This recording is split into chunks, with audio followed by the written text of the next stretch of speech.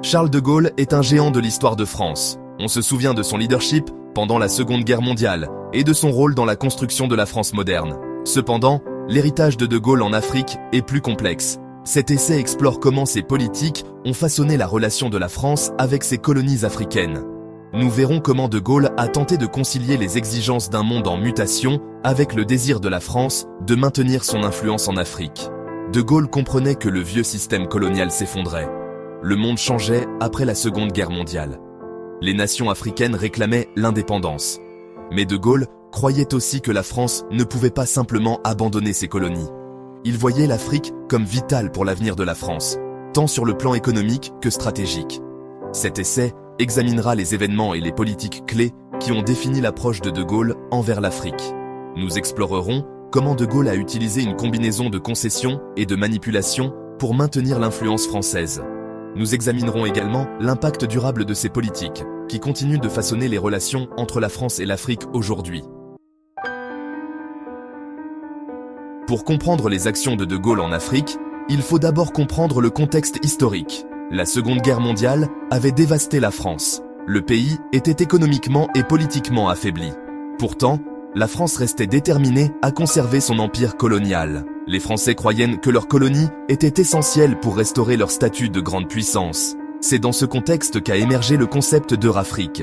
Cette idée envisageait un partenariat étroit entre l'Europe et l'Afrique. Les partisans de l'Eurafrique affirmaient que cela bénéficierait aux deux continents. Ils croyaient que l'Europe avait besoin des ressources et des marchés de l'Afrique. En retour, disaient-ils, l'Afrique avait besoin de la technologie et de l'expertise de l'Europe. Cependant, pour de nombreux critiques, l'Eurafrique n'était qu'une nouvelle forme de colonialisme. Ils soutenaient que c'était un moyen pour l'Europe de continuer à exploiter l'Afrique sous le couvert d'un partenariat. Ces critiques affirmaient qu'un véritable partenariat exigeait l'égalité et le respect, et non la domination.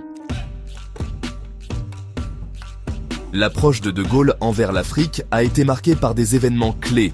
L'un de ces événements fut la conférence de Brazzaville de 1944.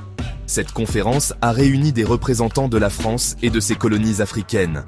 À Brazzaville, de Gaulle a reconnu la nécessité de réformes. Cependant, il a offert une autonomie limitée aux colonies.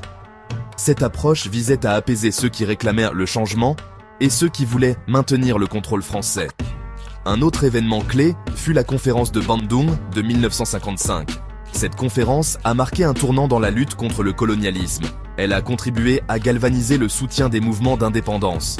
En réponse, de Gaulle a annoncé une nouvelle politique en 1958. Dans son discours de Brazzaville, de Gaulle a offert aux colonies un choix, l'indépendance ou l'adhésion à la communauté française.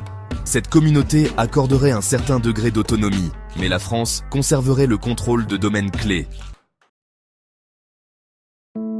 Section 4. Mécanisme d'influence, le néocolonialisme et le rôle de Jacques Foccart. Alors que de Gaulle supervisait la décolonisation officielle de l'Afrique française, il cherchait également à maintenir l'influence française. Pour y parvenir, de Gaulle s'est appuyé sur un système de néocolonialisme. Le néocolonialisme désigne la pratique consistant à utiliser des moyens économiques, politiques et culturels pour contrôler les anciennes colonies. L'une des figures clés de ce système était Jacques Foccart. Foccart était un proche conseiller de Gaulle.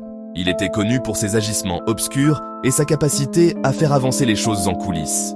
Foccart utilisait un réseau de contacts, comprenant des politiciens, des hommes d'affaires et des agents de renseignement, pour exercer l'influence française en Afrique.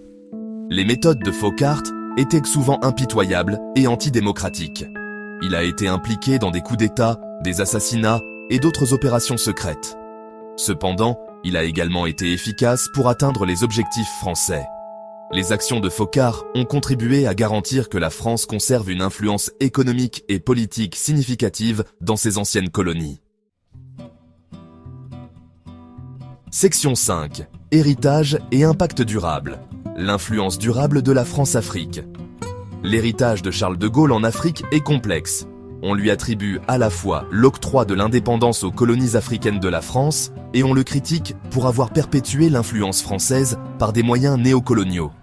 Le système de la France-Afrique, qui a émergé au lendemain de la décolonisation, témoigne de l'héritage durable de Gaulle. La France-Afrique désigne les liens politiques, économiques et militaires étroits qui continuent de lier la France à ses anciennes colonies. Si la France-Afrique a apporté certains avantages aux deux parties, elle a également été critiquée pour avoir perpétué la dépendance et la corruption. L'approche de Gaulle envers l'Afrique était le produit de son époque. C'était un homme qui croyait à la grandeur de la France et qui était déterminé à redonner à la France la place qui lui revenait sur la scène mondiale. Cependant, ces politiques ont également eu un impact durable sur le continent africain. Elles ont façonné le destin des nations et continuent d'influencer les relations entre la France et l'Afrique aujourd'hui.